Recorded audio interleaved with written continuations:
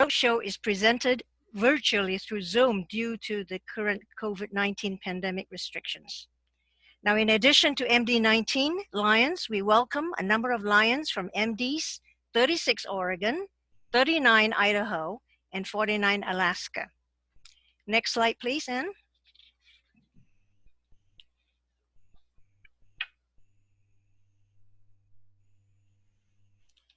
I am Past Council Chair Polly Vin, serving as one of the GAT area leaders in constitutional areas 1 and 2, and I cover the 9 districts in MD19. Moderating the roadshow with me is Past District Governor Mark Menzel, who serves as MD19 NAMI champion. Mark, give us a wave, please, so we can see you. There we go. And Sharon Sykes, 19C GLT core chair, and Past International Director Ann Smarsh, 19B GLT coordinator, will be assisting us with the background of logistics. Sharon is not able to join us tonight, but she will be with us for the next 3 sessions. So Ann, I know you've been talking to most people. Give us a wave so we know where you are. There is Ann. Thank you. Now, we hope that through this virtue series, you will be inspired to lead and take our organization to a higher level with the rejuvenation of our local Lions memberships and new service and fellowship. Next slide, please, Anne.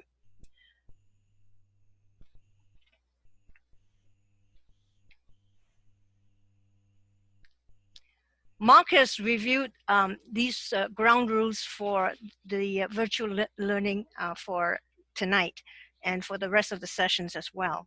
If you are phoning in, please mute your line. Next.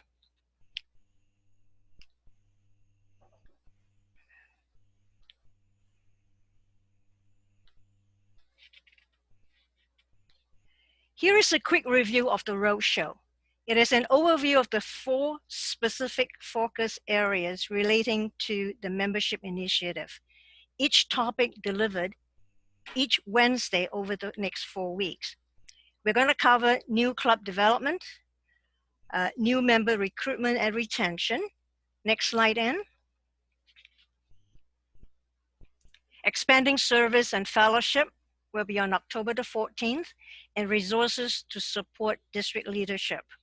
And we hope that you will join us for all 4 sessions, because you will see that one session will lead to the next. So it's a whole package that you will be able to benefit from. Next slide, please.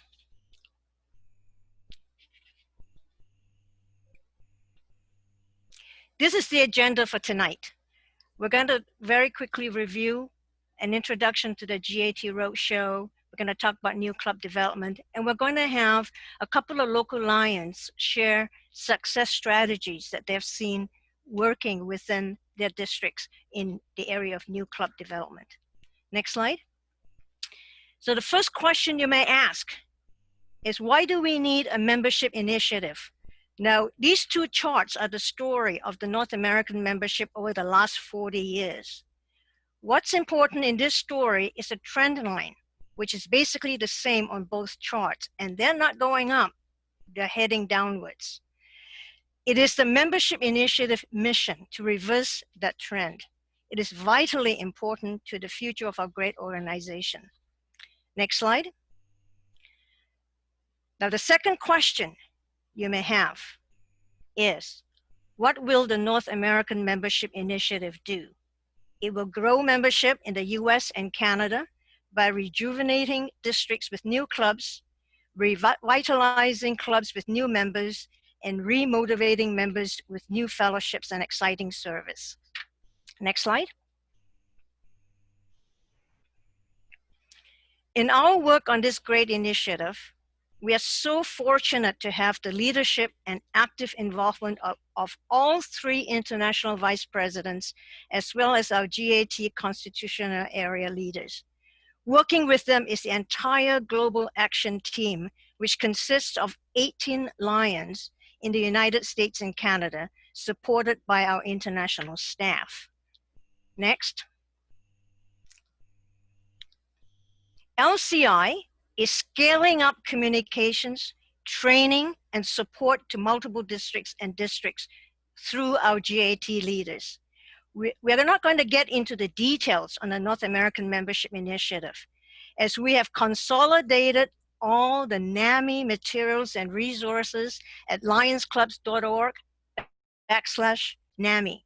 From there, you can access the NAMI process and resources websites. You can also find a link to the NAMI Facebook group. We hope you will join the group for lion-to-lion support and encouragement. Next slide, please.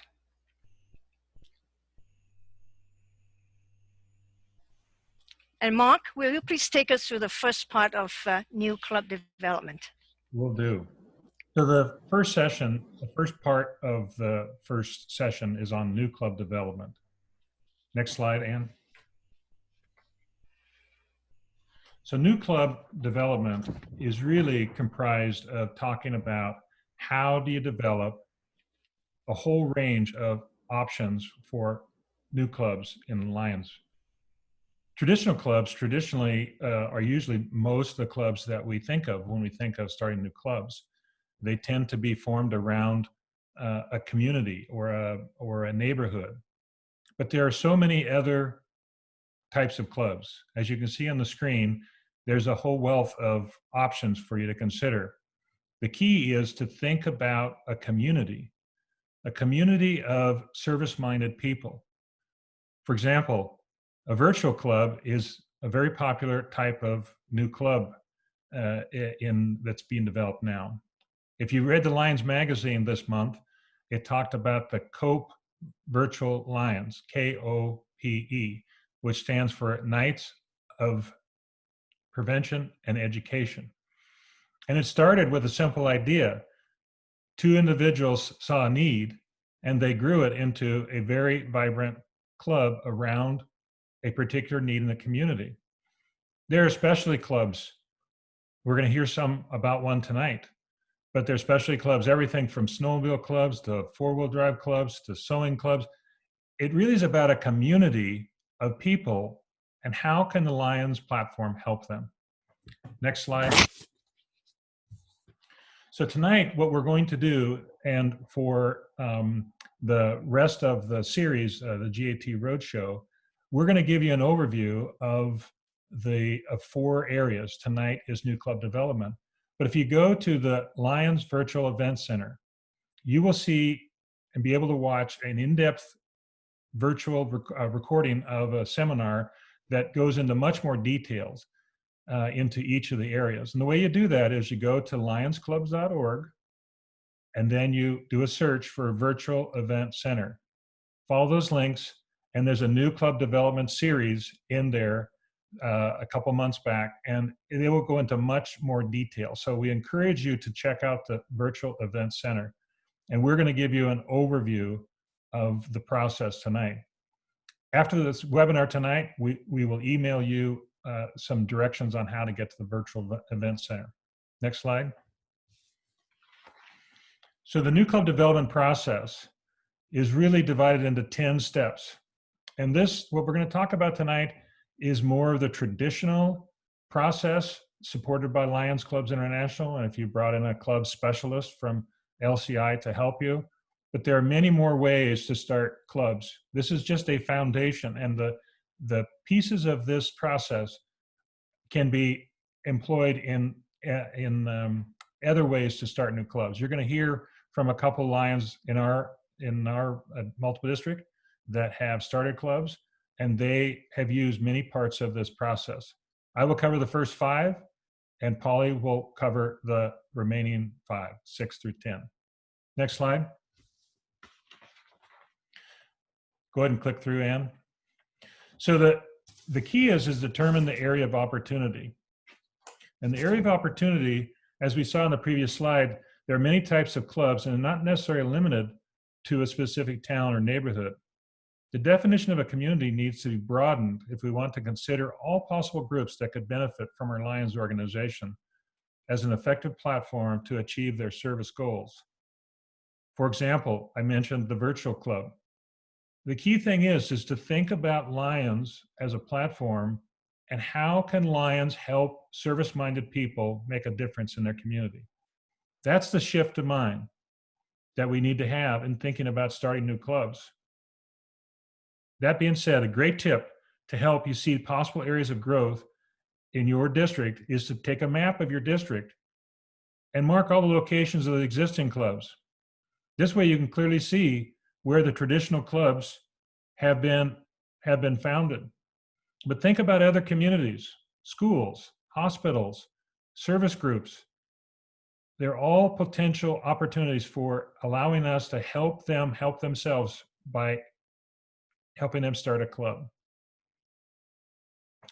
Consider the following projects: local projects, service clubs, groups of people, as I said, that are not being recruited by Lions, and think about the nearest possible Lion club, and they can probably help as well to identify the needs in the adjacent community. Next slide. Go ahead and click through, Ann. The second step in the process is develop your team. And that's one of the pieces of NAMI that I'm really excited about. Everything that is involved with NAMI is centered around the team approach. And the Global Action Team is the foundation for that starting point. Global Action Team, starting with the district coordinator, AKA the district governor, in support of the efforts of the global membership, leadership, and service coordinators, can serve as a foundation for starting your team. But it has to be broader than them. It has to include membership as well as other club leaders. You also have to find your guiding lions and certified guiding lions. And district governors are encouraged to support people to take the certified guiding lion training. Just as a little plug, in January, in multiple districts, we will be providing an online training experience for certified guiding lions. Yes, you can do it online through the website, but we hope that we have representation from every district in the multiple participating, because your guiding lions is a key part of your team. You also need members from a sponsoring team, and I'm going to talk about more about that in a little bit. But you need to have that support team of positive, effective, solid team members from that sponsoring club. Also, you need to include your zone chair people. They are key. They know your clubs. And so really, if your club development team does not include a variety of experience and perspectives, you're not going to have take full advantage of the power of Lions. Next slide. As I mentioned, the sponsoring club is a big part of the process. Selecting a strong, supportive, capable sponsoring club is essential. There are many tasks that a sponsoring club can and should be able to provide the new club development team and the new club once it is formed. Be sure the sponsoring club is as close to the new club as possible, but that does not necessarily mean that it has to be adjacent to the new club. As you can see from the list on the screen, there are many tasks that the sponsoring club should be prepared to provide the new club development process, so it has optimal results. That can only be done when there's minimal travel time. The closer you can have a strong club to your new club, the better off you're going to be. As you can see, there's lots of different tasks that could be done for sponsoring a new club, and that sponsoring club support of the effort is very important. So don't overlook that. Next slide, Ann. Yes, Mark, before we go on, there's a question in the chat box. One of the participants would like to know if these PowerPoints will be emailed out so that she doesn't have to be making frantic notes during this process. So I thought we could maybe take care of that now. Yeah, we can send that out as a PDF, I'm sure. And also, again, there's a more detailed webinar on each of these areas. They broke down into 4 different parts about the club development. So they go into much more detail on the virtual training center, virtual event center. Thank you, Ann. So and we'll send out a link as well to, an email with the links to those webinars that Mark has just referred to. Yes. So step 3, conduct a site development research effort. Now, You might think that this is common sense, but it's often overlooked in the planning process. And this is a lot of effort. And that's why having a team that's dedicated to doing this can spread the load out. Mayor, other community leaders, local business organizations, like the Chamber of Commerce, school administrators. I'm a retired school administrator. And it would be important to make sure that you include school administrators, both superintendents and principals in the process. Also law enforcement agencies, fire department, and so on. These groups are really important, not only for the research for the need in the community, but also, as you will see, I'll talk about later in steps 4 and 5, they are essential to the human network that's in the club to find those that have the service heart. Other possible locations for recruitment are listed on the screen, and the list goes on. Really, it's like a web. If you talk to the mayor and the mayor tells about a certain business owner or a certain other community member, then that broadens the search. And it's important to take good notes as you go through that, and you'll see in a bit. Next slide.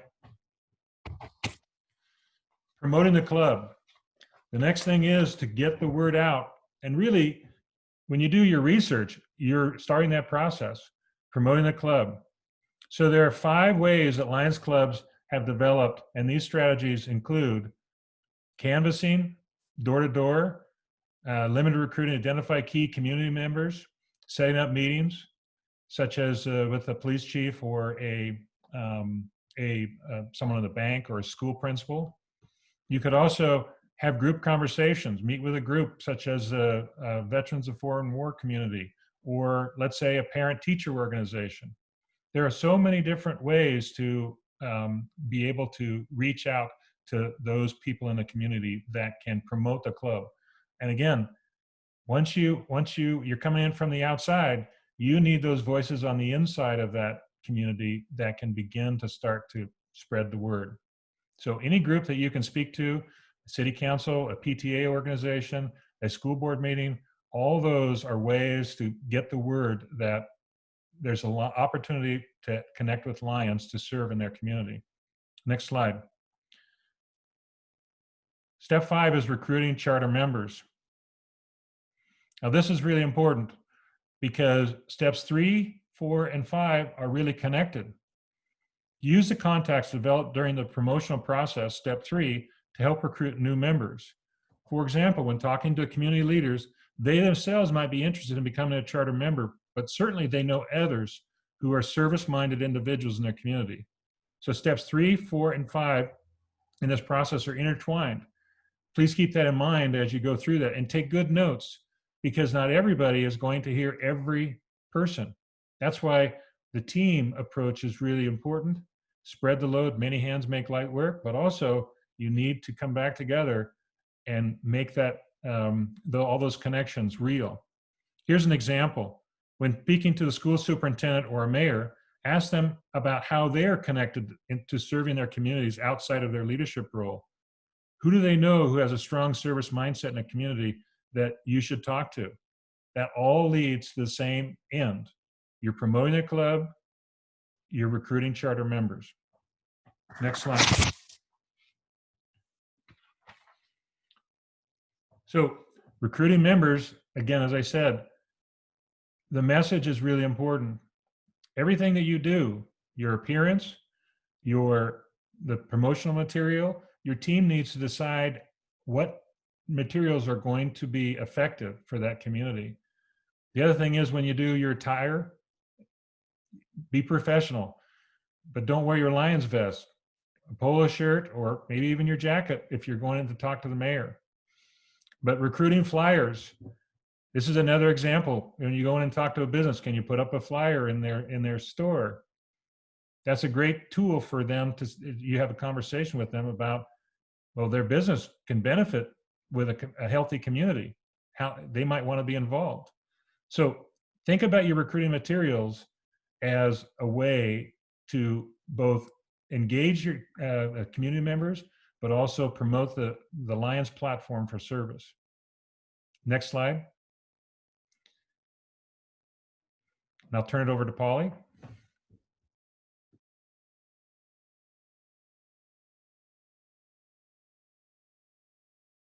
Paula, you're muted. There we go.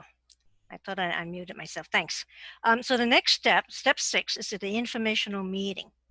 The informational meeting is the first time that the prospective members meet to find out more about Lions and the new club. The objective is to begin to build the new club's membership and to prepare for a successful organizational gathering.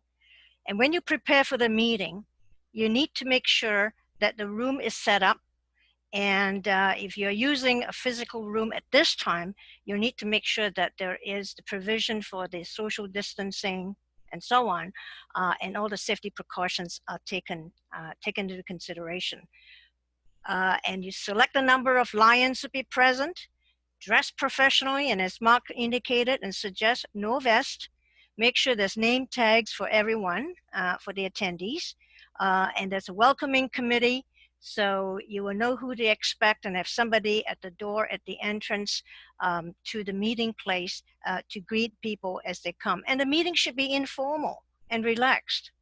And then after you've prepared for the meeting and the meeting is being conducted, you welcome the group, do the attendee introductions, introduce the Lions present, present an overview of what Lions is, discuss the benefits to the community and Lions, inform new members of the cost, that is very important, ask group to think of projects, give next meeting information, collect the charter fees. Then after the meeting is over, make sure you send thank you emails to all the attendees, send follow-up emails to prospective members who didn't attend, post flyers about the next meeting, send meeting reminders about the next meeting. Now, statistics show that approximately 20 to 25% of the people who signed up will attend the informational meeting. Don't be discouraged. There are a few ways to increase the attendance. What you could do is follow up with the leads within 48 hours of the initial contact via phone or email, and invite the prospective members to bring a friend. Follow up with those who have registered and signed up and who didn't show. Perhaps it wasn't an appropriate and suitable evening or day for them to attend. Promote the informational meeting via either your local newspaper or social media. There's a lot of things that goes on in social media that's very, very effective. So explore all those avenues. Next slide, please. The organizational meeting is where the club members will elect the officers and begin planning the first service project. This meeting is set up the same as your informational meeting. The recruiting district team should be a part of the organizational meeting and subsequent meetings until the club is chartered. The new club support team is there to provide guidance and support to the team, not to make the club look like any other clubs. The organizational meeting can determine how the new members will view the Lions Clubs International and can determine how active and how long they stay with the club. The organizational meeting should be over several meetings, and the components above can happen over several meetings, such as electing the new club officers and so on. Next slide, please.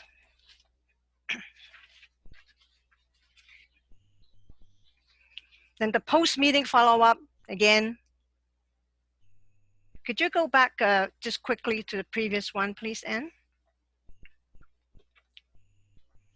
So the post-meeting follow-up, set up the new club officers online training, encourage the new club members to continue promoting club to build up the membership, because those new members may have friends that they can think of, and they would probably think that, oh, I know some people that might also be interested in becoming part of the organization. So encourage them to invite people that they might know. Follow up with individuals who showed interest but didn't attend the meetings.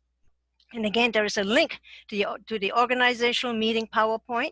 It can be found on Start a New Club page on the LCI website. All right, next slide, please.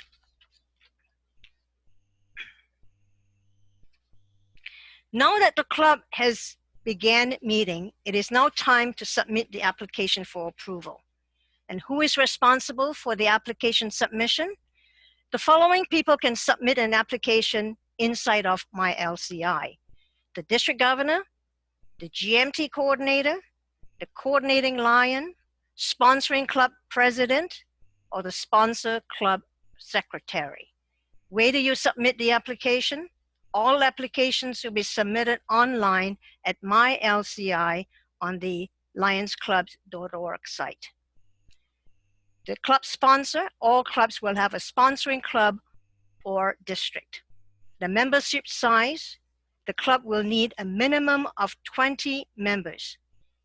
And I always recommend and suggest to groups that are starting a new club, go to 25, minimum of 25, because you may have 20 people signed up, and at the last moment, you might have one or two individuals that might, for one reason or another, it's not the right time for them, and then they don't follow through. So if you have 25 or more, then there is a cushioning that you can look at. Now, if the size of the membership is under 20, the club can start as a club branch. The guiding lion club will need a minimum of 1 guiding lion identified. 2 is recommended if one of the 2 is not experienced. And of course, there is the certification for guiding lions as well too that you will need to consider. My LCI access, the designated person will have a login, password, and authorization. Now for US clubs, and only the US club, it is a requirement that you provide an employee identification number, or the EIN number. And that's for the IRS. This process can be started as soon as LCI has approved the club name. US clubs will not receive their charter until the EIN number has been obtained. The charter application, along with any corresponding extension award nominations, must be submitted at LCI headquarters before the close of business on June the 20th to be credited to the current fiscal year's annual records. And please allow 45 days from the date the application is received at international headquarters to process the charter application. Next slide, please. Now, this is very important, that the new charter club members understand that there are some fees and dues associated with Lions membership. Not understanding the fee structure has been cited as one reason why charter members don't stay in newly chartered clubs. Fees and dues can be discussed in general during the informational meeting, but should be discussed in more detail during the organizational meetings. And here is a list of the dues as it stands today. And we have some discounts that we should be promoting and we should be encouraging at this time. And certainly one of the ones we have is the Veterans and Lioness. There's no entrance fees through 2021. So explore this and take advantage of the discounts that LCI has provided for us. Next slide, please. Once the charter application has been approved, the club charter certificate and charter member materials will be sent to the district governor to present during the charter celebration night. All additional charter membership kits will be sent to the new club president. Other club supplies may be purchased from the club supplies department at Lions Clubs International. So you can organize all that prior to the charter night celebration, because it's always nice to have all your materials with you rather than to say, oh, we haven't received it, you will get it next month or in 2 months. So get it all organized when you're planning with the new group for the charter night. And the charter date and the charter night are 2 separate items. The 90 days for charter member status is based off the charter date. If the charter night is after the 90 days, all the members joining during the night are considered as regular members. So be very careful when you're adding people onto the list, and make sure that the list is complete. The charter will have the list of the names of the new the charter members as well too. Next slide.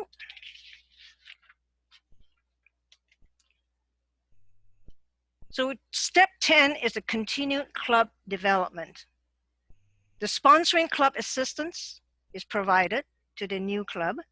Once the new club has received its charter, the sponsoring club should continue to offer support where needed.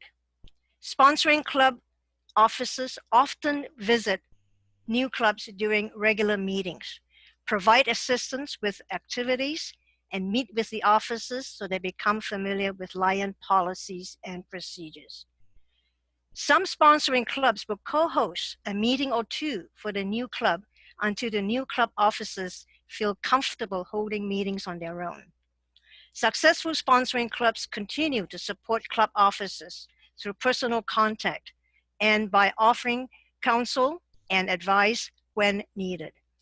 These sponsors also know when to step back in order to let the new club find its own way, because you're there to guide and not to dictate to the new group as to how they should be conducting themselves. So one of the skills that the sponsoring individuals and the guiding lions should have is the ability to know when to step back and when to encourage and the discussion among the group and when to facilitate the new group's decisions on what they want to do and the direction they want to take.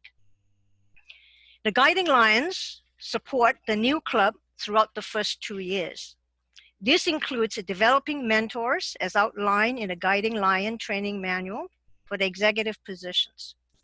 Mentors don't have to be from the sponsoring clubs. The Certified Guiding Lion program provides an outline for training club officers to help the new club build a strong foundation. Of course, the training is available in the Certified Guiding Lion program course workbook. And as Mark mentioned, MD19 Leadership is offering a Certified Guiding Lion training on January the 16th, 2021 from 10 a.m. to 2:30 p.m. We will send you a copy of the flyer. We have the flyer and we'll email that to you, so you'll have all the details on how to sign up for it and so on.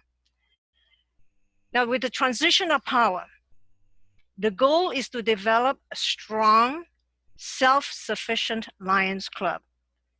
As the officers are elected, the sponsoring club, the guiding lions, or other mentor should begin encouraging them to take control of meetings and activities and delegate responsibilities to other club members to get them involved. However, be careful not to overwhelm them. Gauge their leadership ability and offer support and guidance only when needed. So the key points, next slide please, Anne. So the key points to remember in the 10 steps for club development, new club development, is to understand the needs of the community. That's the first step to successful club formation. Building a strong new club support team will help to retain new members and create a healthy club. A well-planned informational meeting and organizational meeting leaves a lasting impression on new members. LCI program staff are available to provide support during the entire process. And the main thing to do is we need to show our passion and have fun building new clubs, because that's going to be infectious, and that will then the people that we're trying to bring into new clubs and form new clubs will catch that the infection. So additionally, remember to allow enough time to submit the application on My LCI to ensure the charter and new member kits arrive in time for a successful charter night celebration. Next slide, please. So this is a graph of how MD19 has been since 2014. We have had some recent success with new club development. And as you can see, we've got 19A in total since 2014, have formed a total of 8 clubs.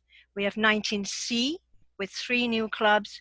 19E had 3 19F3, G2, H2, and 19I1. Now, any new clubs that has been formed for this year has not yet been included in the graph and in the numbers. So what we would like to do is, share some ideas and best practices on what has worked well locally for us within MD19. And we have asked some Lions who have been involved in new club development to share what they have found worked. What we went through, the 10 steps, have been the traditional way of new club development. But let's hear from a couple of people within MD19, and we've asked and invited Pastor Governor Simon Yao to share with us what he has done in the last few years in new club development. So Simon, if you would unmute yourself, please.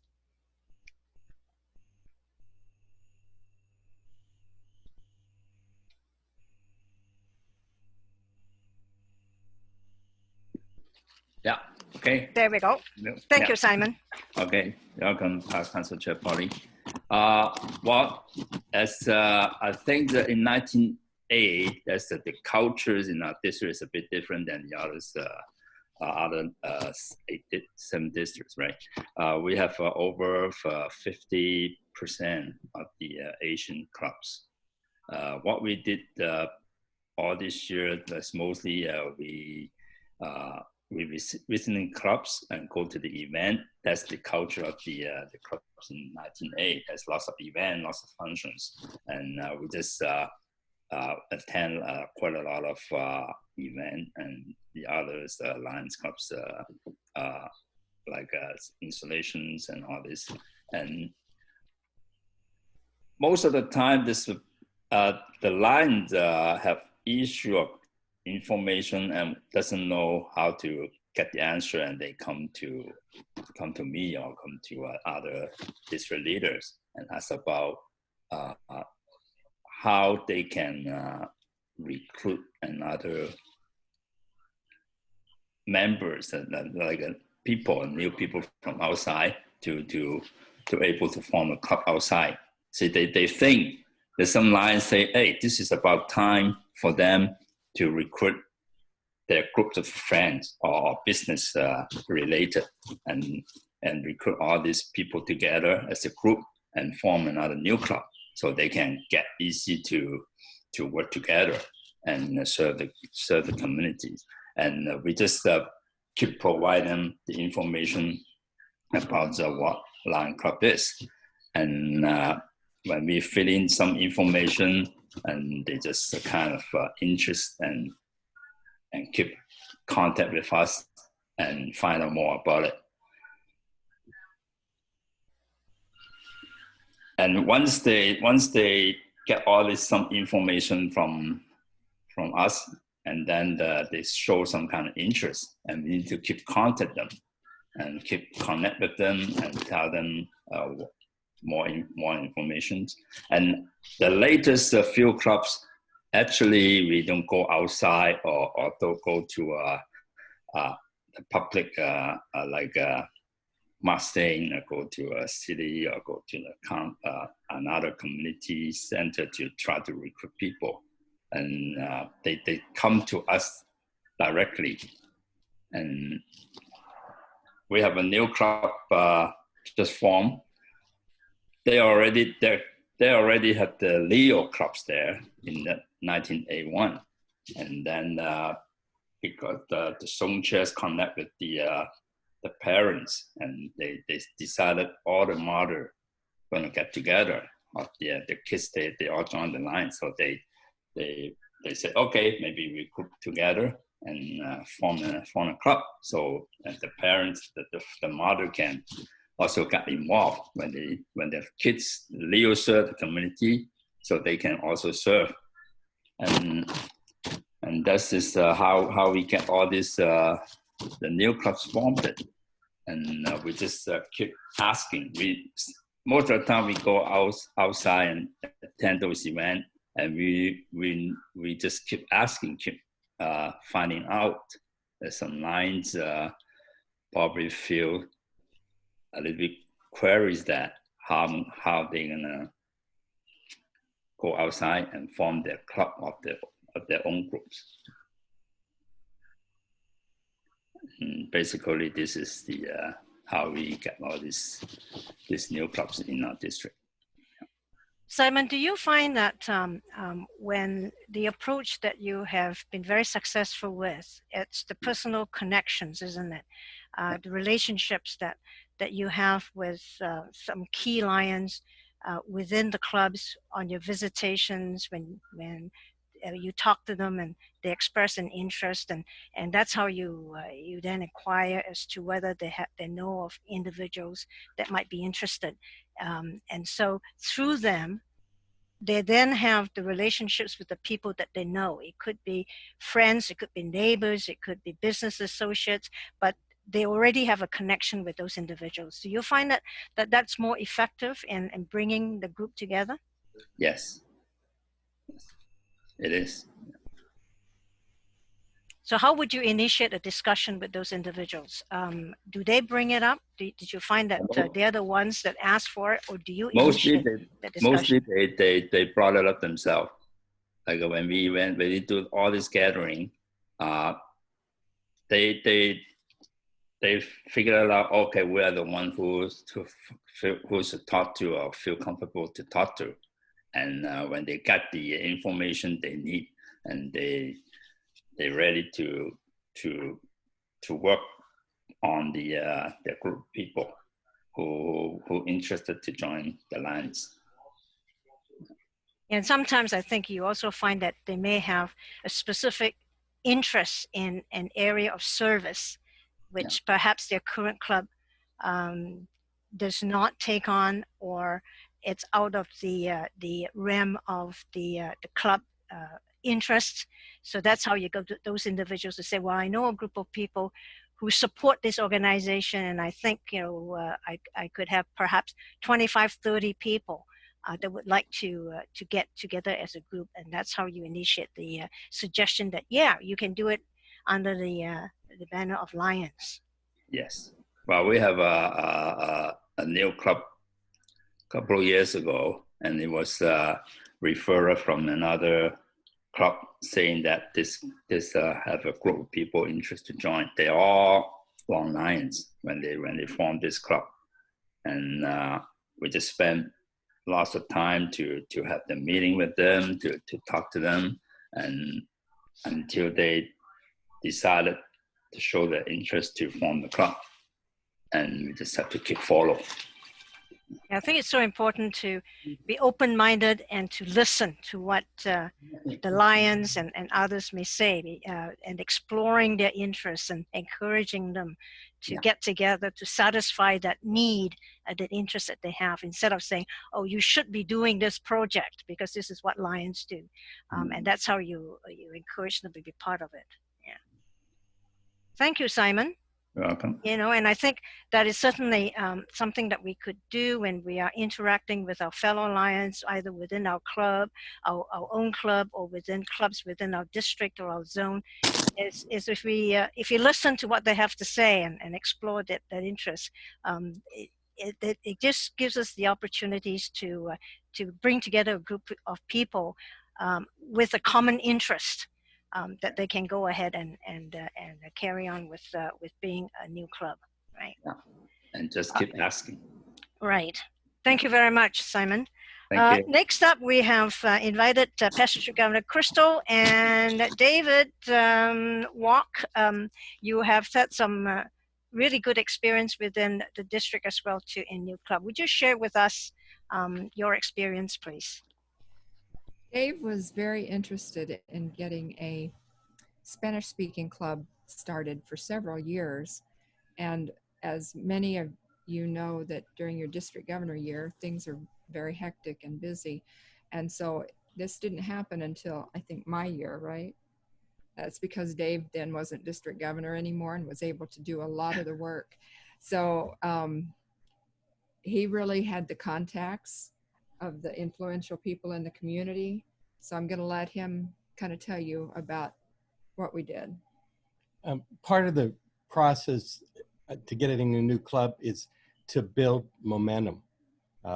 When you look through LCI's brochures, their PowerPoints, the things that were given as, here's how you do it, that's all fine and well, but you have to review all of those materials first, figure out what's going to apply to your location, and then chart your course that's going to happen. Help in this can be utilized from LCI with the new club development specialist. You have to ask those guys a year in advance to get them sometimes, but they can help you in the preliminaries and getting going. I found one of the most important things was a community needs assessment. Used it to go to my Latino leaders of the community and ask them for advice on what a club should look like, if they were interested in helping the development of the club, and people within their networks that might be important. We interviewed 4 of these individuals. One of them turned out to be a man who had been trying unsuccessfully for 3 years to launch essentially Latino Business Alliance. And he quickly saw that the Alliance International framework may be a better fit for the community and threw his weight behind it. That was key to making it go. I'm kind of interested in knowing what kind of questions people have. I'm not really long on long speeches. Neither is Crystal, really. Does anyone have any questions to pose? You can put it in the chat box, or perhaps unmute yourself. We did talk about something that was important that we did. David, I have a question. And then Yes, ma'am. some of the rest of you should just be ready to jump in here. So did you follow kind of the traditional process that Polly and Mark talked about, the 10 steps and the informational meeting, the organizational meeting? Did you tweak it a little bit? What was effective? Because that's really a very what's the right word I want to use? It's a very impactful club, I think, of Hispanic leaders that you formed there. Did you follow the traditional process? Answer is yes. Did you? Okay. That had to do with the 123md19.org. Trying to share that screen now with y'all. Essentially, it's the same process that Mark and Polly have put together. The difference is I linked all the serious, for instance, on the new club development guide, I said, see page 10. Well, there's 19 or 20 pages of it, but the clues are on page 10. We also use Facebook and Messenger because at the time, the Facebook was the most viable and cheapest way to get through. We advertised the informational meeting to a lot of people that way. And then when I mentioned the center of influence that came over to our side, once he shared that to his network, then we had informational people showed up. There were, I think, 7 or 8 key people that showed up to that informational meeting, and then the community canvassing after it with both the new club development, Crystal going, and my daughter Darling out in the community, going to places both suggested by that center of influence and then just a straight canvas of businesses that looked Latino, if you could say that, if they had the Spanish language signs in the windows, but also to standard community people, because the community was and still is fairly integrated with second and third generation folks that are pretty much part of the regular community. So it was pretty interesting that way. I do want to mention that we did a lot of advertising, and it was important when we went to talk to people individually that they had already seen a flyer or they had a friend that had said something about it on Facebook, etc. David, there's a question on any obstacles, and maybe that's also for Simon as well. David and Crystal, what were specific obstacles that you faced?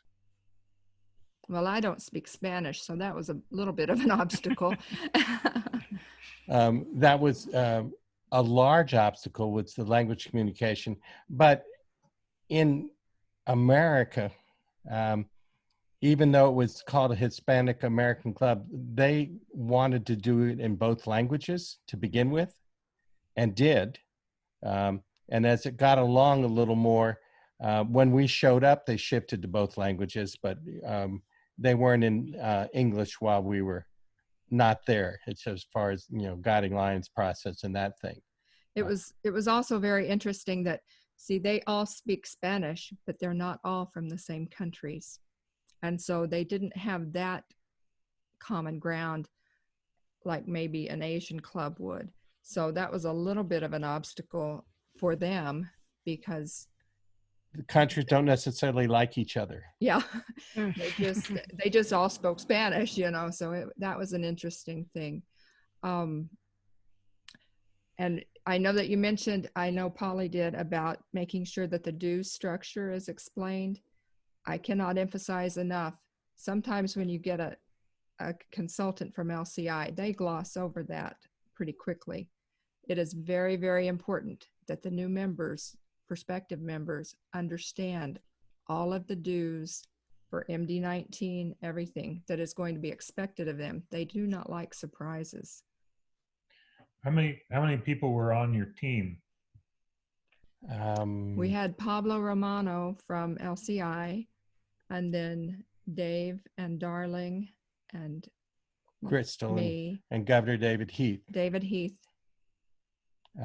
was it. Oh wait, maybe was it during his year? Mm-hmm. Oh, okay. It wasn't even during my year. Yeah, it took us a couple of years to get going with the idea. But yeah. We had a local community member who come be their charter night speaker, who was a man of faith. And through that church, he had taught a lot of them English on a free basis. That was an interesting thing, and I'd call him a key person on getting it going. He was really quite inspirational. Mm-hmm. Well, that question was from Steve Somerset. The one before was from our virtual council chairman. Here's another one from line Stephanie Odell. Did you get any new members in the sponsor club as a result of the work to start a new club? Well, actually, the secretary of our club was a charter member of theirs, who shifted back to our club, which was interesting. But it was a good thing. It was a good fit all the way around, good all the way around. But the reason being, I think she didn't feel like she fit in. She spoke Spanish very well, but she was born in America. So maybe she didn't have quite as much common ground with the other members as she had anticipated. So no, to answer the question as far as the spin-off members that we would have met through canvassing showed up at ours, although we tried. Yeah. And David, would you, even though the website should be so ingrained in everybody's mind for the work that you did in membership for 3 years, but can you put the website down with the resources? It's 123md19.org. Up in the left-hand corner, you can see it. 123md19.org. Can you put that in the chat box for everybody? I'll give that a whirl. Okay. Simon, what about you? Did you encounter any particular obstacles when you were starting some of the clubs in 19A?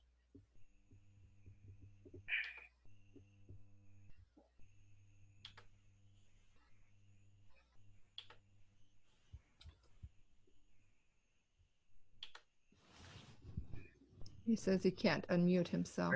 Try it again. Simon. Okay. There you go. Yeah. Okay. Say that again. Yep. Did you encounter any particular obstacles in the experience that you have had with forming clubs in 19A? Actually, I don't encounter any difficulties at all. Like most all this club we involve, like I involved, Cheryl involved, is all went very quite smoothly. So as long as they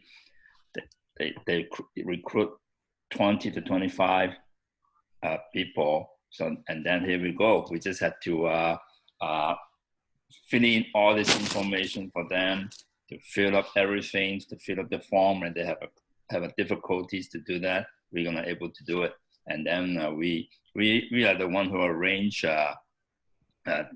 like for the new membership orientations and all this section for them to go through before the whole complete form submitted to my LCI.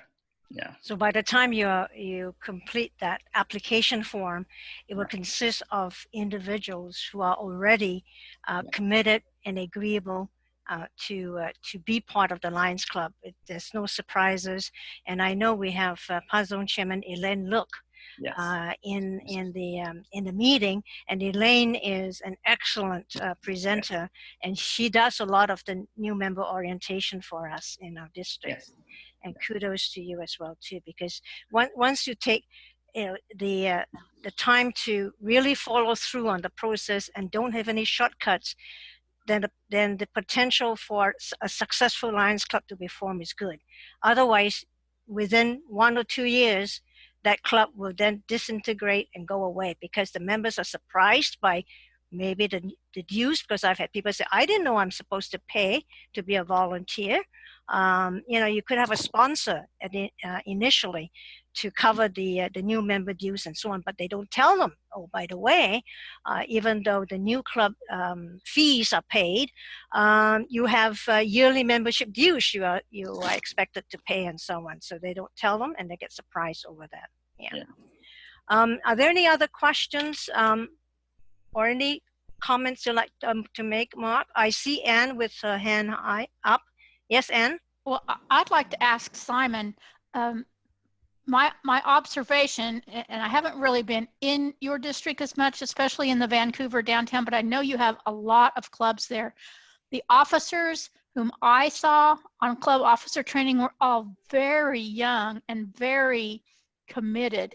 So what's your secret to getting so many young people involved?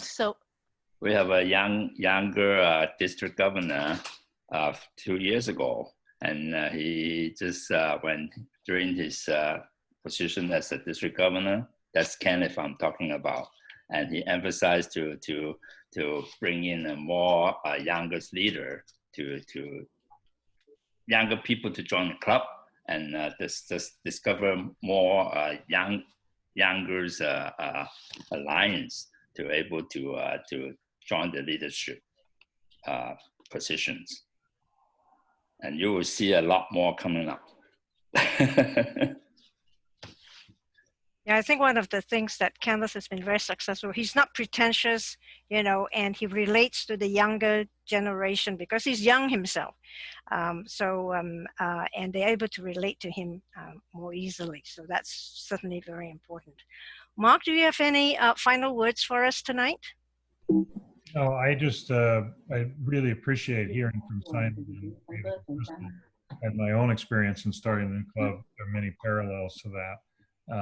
Anyway, it really starts with the network and finding the community and finding those people that can really help you connect inside that network and get the ball rolling. So, Anne, can you go back to the PowerPoint? Yes, but before we do that, we had a couple of comments or remarks early on that I promised the people that we would bring up. So if I could go back here for just a couple minutes. One of them was from Bob Odell from District H, and District H is having a guiding lion training on December 12th, and Past Director Don Shove will be facilitating that.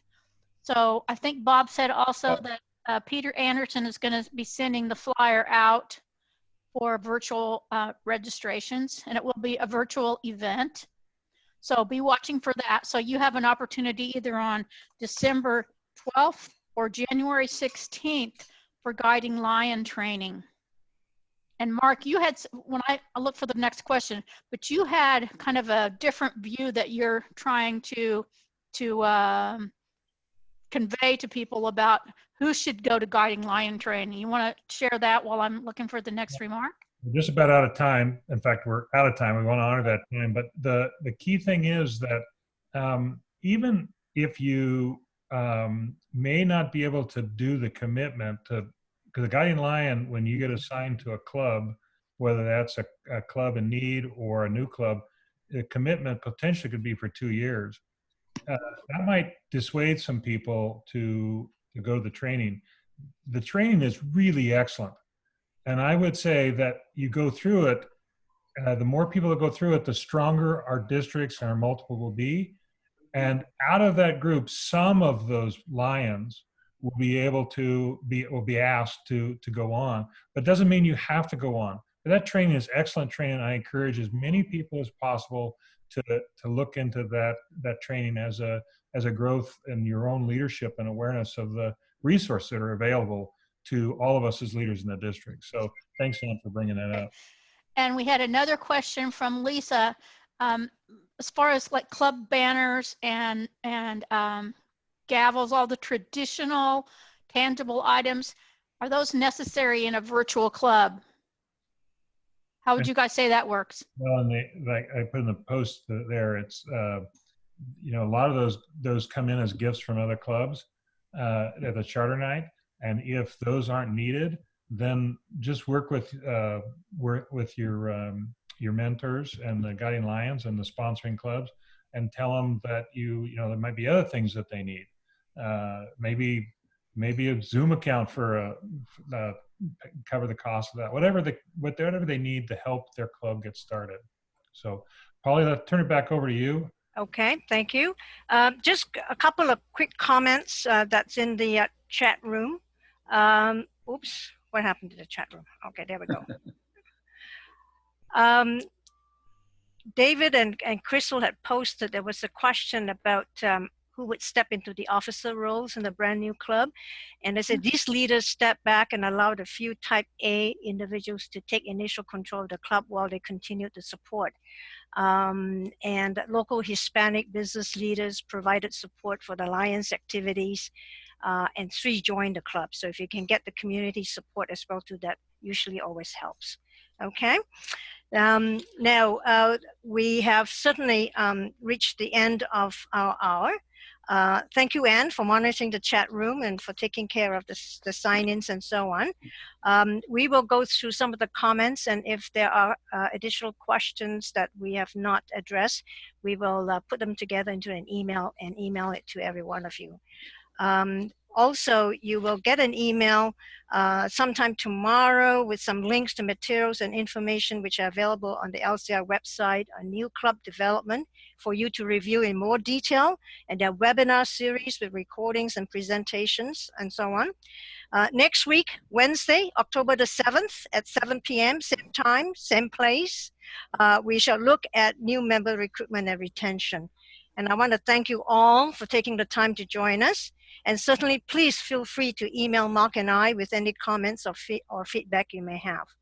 So, Mark? Make sure you let everybody know, that you're going to send out the link for next week's webinar. When?